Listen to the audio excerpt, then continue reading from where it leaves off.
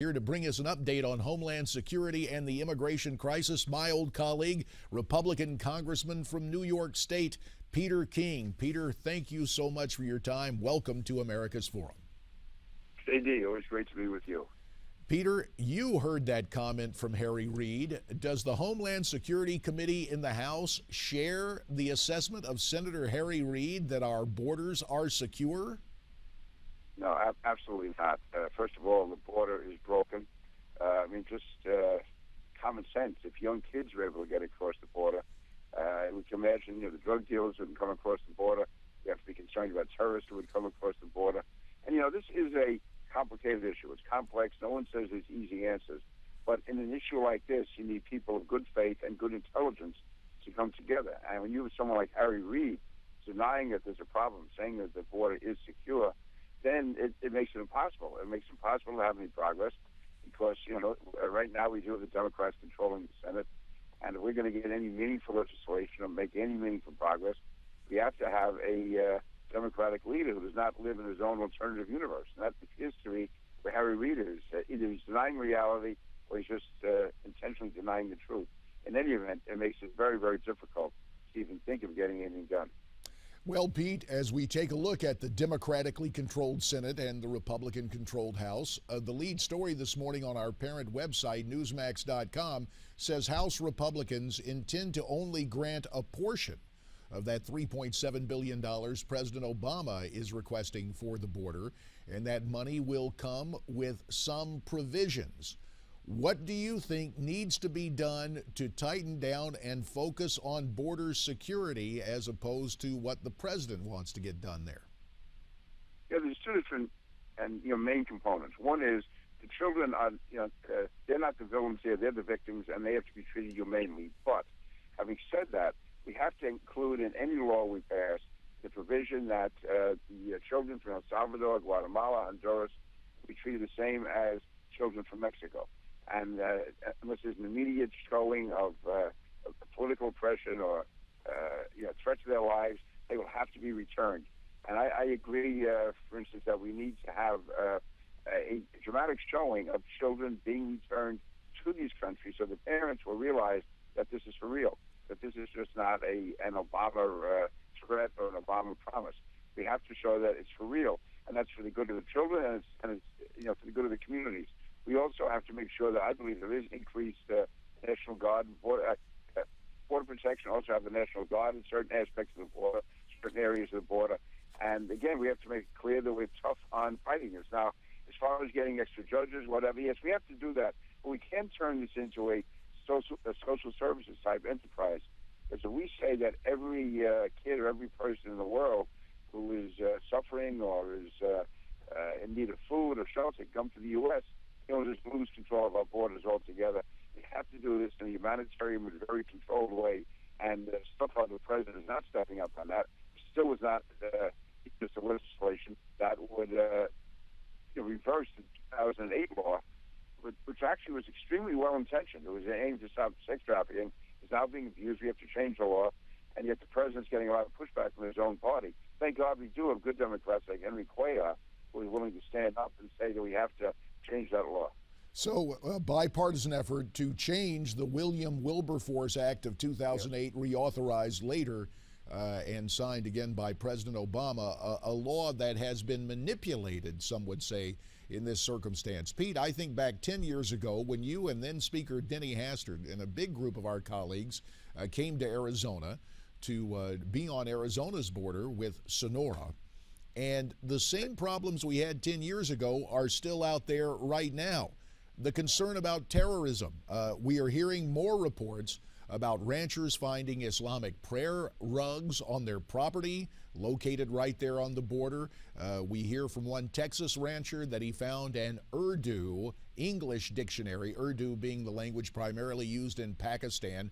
What have you heard? Are there terrorist activities on our southern border with Mexico? I don't know if we can say for certain that there are terrorist activities yet. Obviously, all these instances are being looked into. But there's no doubt there is a real potential threat of this concerns he had at that time, where we could have terrorists from North Africa, from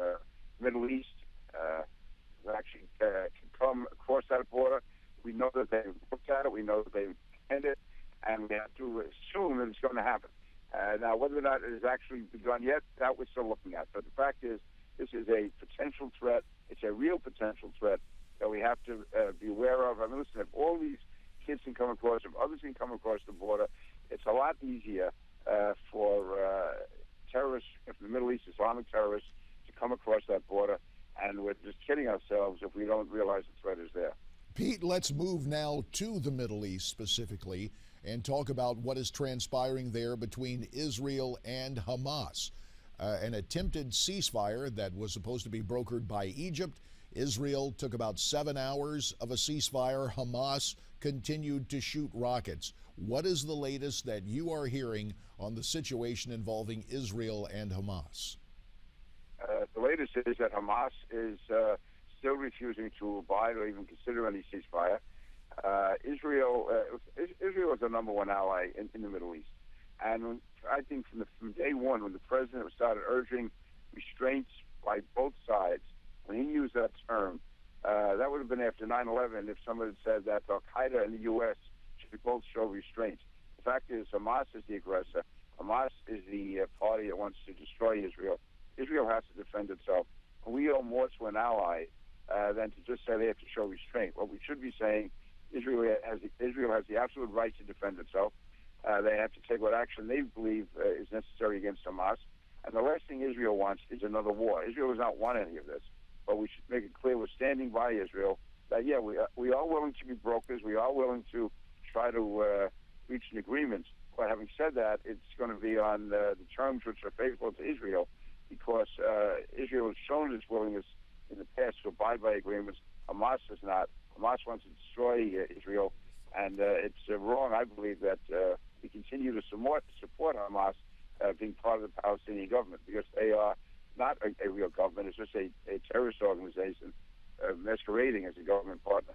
Pete, about a minute remains. I want to get your thoughts on the following story. About 2 days ago, we heard the Palestinians had and were using drones. If those reports are accurate, do you have any idea where that technology might be coming from, say perhaps Iran?